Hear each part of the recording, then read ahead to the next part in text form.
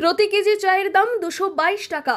নিলামে ছক্কা হাঁকিয়ে নতুন ইনিংস শুরু করল জলপাইগুড়ি চা নিলাম কেন্দ্র। প্রায় এক দশক বন্ধ থাকার পর ফের প্রাণ ফিরে পেল জলপাইগুড়ির ঐতিহ্যবাহী চা নিলাম কেন্দ্র।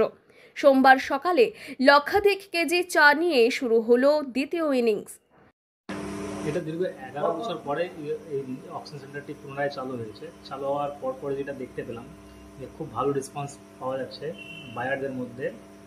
এখন একটা চায়ের দাম দেখলাম 122 টাকার উপরে বিক্রি হয়েছে প্রথম অবস্থায়। কতগুলো বাগান অংশগ্রহণ করেছে এখানে? এই 26 নম্বর সেলে, প্রথম সেলে মোটামুটি 30 জন বায়ার, 30 জন সেলার পার্টিসিপেট করেছে।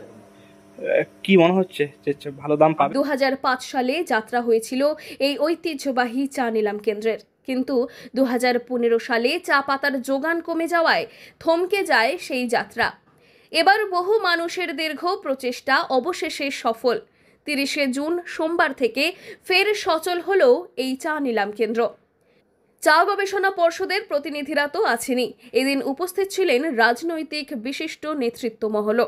এবার এই কেন্দ্রেই নথিভুক্ত হয়েছে 248টি ক্রেতা সংস্থা, 67টি বিক্রেতা আর 9টি ব্রোকার হাউস। নিলাম হচ্ছে সম্পূর্ণ অনলাইনে। কর্মসংস্থানের সম্ভাবনা তাই অনেকটাই বেশি।